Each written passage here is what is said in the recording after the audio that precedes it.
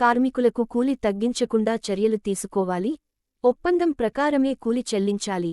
CITU powerloom workers union ఆధ్వర్యంలో polyester యజమానుల సంఘం అధ్యక్షులు ఆడపు భాస్కర్కి వినతి పత్రం అందించారు. ఎవరైనా యజమానులు కార్మికులకు కూలి తగ్గించి ఇస్తే సిఐటియు ఆఫీసులో ఫిర్యాదు చేయగలరని కోడం రమణ తెలిపారు. ఈరోజు సిఐటియు పవర్లూమ్ వర్కర్స్ యూనియన్ ఆధ్వర్యంలో పాలిస్టర్ అసోసియేషన్ అధ్యక్ష కార్యదర్శులకు మరి పాలిస్టర్ వస్త్రానికి సంబంధించినటువంటి కూలీ తగ్గించకుండా ఒప్పందం ప్రకారమే కూలీ చెల్లించే విధంగా చర్యలు తీసుకోవాలని చెప్పి యూనియన్ పక్షాన మరి లెటర్ ఇవ్వడం జరిగింది.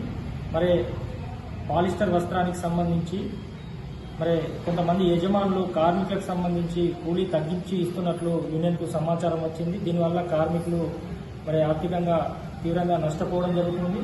అసలే సరిగా ఉపాధి లేక అనేక ఇబ్బందులు ఎదుర్కొంటున్న కార్మికులకు మరి కూలీ తక్కువ కట్టి ఇవ్వడం వల్ల వేతనాలు సరిగా రాక కుటుంబాలను పోషించుకోలేక మరి ఆర్థికంగా అనేక ఇబ్బందులు ఎదుర్కోవడం జరుగుతూ ఉంది. మరి ఈ విషయం పైన ఈరోజు సిఐటియు పవర్లూమ్ వర్కర్స్ యూనియన్గా పాలిస్టర్ అసోసియేషన్ అధ్యక్షుల గారికి అదేవిధంగా వాళ్ళ అసెంబ్లీ కమిటీకి కూడా లెటర్ ఇవ్వడం జరుగుతూ ఉంది. వెంటనే వారు యజమానులకు ఈ లెటర్ను పంపించి ఎవరు కూడా కూలీ తగ్గించకుండా గతంలో ఒప్పందం జరిగినటువంటి మాదిరిగానే పాలిస్టర్ చిన్న పన్నుకు 10 కిట్లకు 25 పైసలు, అదేవిధంగా పెద్ద పన్నుకు 26 పైసలు చెల్లించే విధంగా చర్యలు తీసుకోవాలని సందర్భంగా మేము యూనియన్గా కోరడం జరుగుతూ ఉంది.